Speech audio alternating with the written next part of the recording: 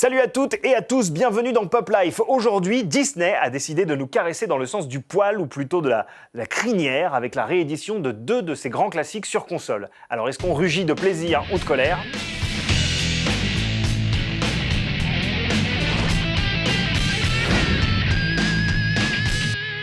Ce ne sont pas les récents acheteurs de la Mega Drive Mini qui vont me contredire, la nostalgie est encore et toujours source de plaisir pour les joueurs et de bénéfices à moindre frais pour les marques. En gros, tout le monde est content. Sauf notre portefeuille, mais bon, ça... Help me, I'm poor. En 2019, chaque semaine semble venir avec son lot de tentations. La tentation de racheter un truc qu'on a déjà eu, emballé dans un papier tout neuf, juste pour le plaisir de le redécouvrir. I remember it like it was yesterday. Ouais, moi aussi, je m'en souviens, on était si bien. Cette semaine donc, Disney nous invite à retrouver la douceur du début des années 90 quand Virgin enchaînait les adaptations réussies de ses dessins animés en jeux vidéo. Au programme, Aladdin et le Roi Lion, qui sont compilés dans le titre Disney Classic Games dispo sur PS4, Xbox One, Switch et PC.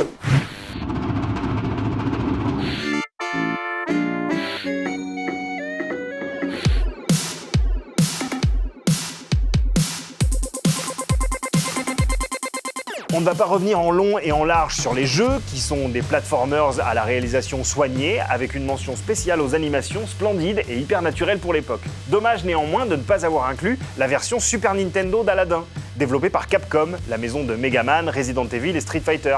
Elle était très différente de la version Mega Drive.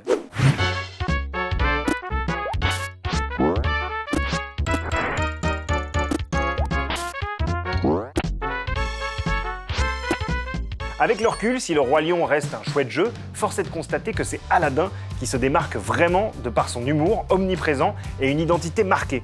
C'est en grande partie dû à son principal développeur, David Perry. Who the hell is this guy?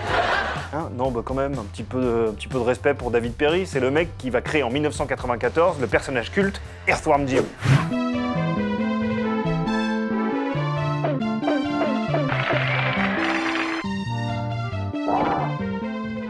Disney Classic Games, Aladdin et le Roi Lion proposent à la fois les versions console de salon, mais aussi les versions portables d'origine de ces deux jeux.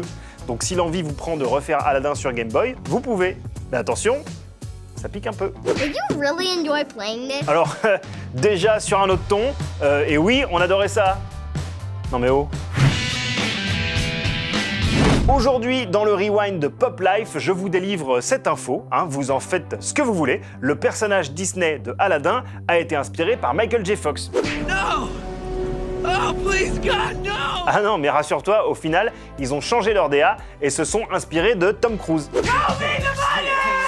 En effet, Tom Cruise n'a pas touché un centime, puisqu'il n'a pas été modèle officiel d'Aladdin. Simplement, les dessinateurs et animateurs du studio se sont inspirés des traits et des mimiques de l'acteur pour donner vie à Aladdin. Et je vous assure que quand on le sait et qu'on remate Aladdin, en fait, on voit plus que ça. Alors, ça t'en bouche un coin, monsieur, j'y crois pas, Mustapha. Mais encore plus surprenant, pour le look d'Aladdin et sa manière de bouger, les animateurs sont allés puiser leur inspiration dans les clips de MC Hammer. Ils ont retenu les mouvements amples et agiles et le pantalon baggy. Ah, et sinon, toute dernière info, et pas des moindres, dans le Roi Lion, Pumba est le premier personnage de Disney qui pète. I think I'm gonna go for a walk. Ouais, sur cette belle info, je vais aérer un peu parce que là,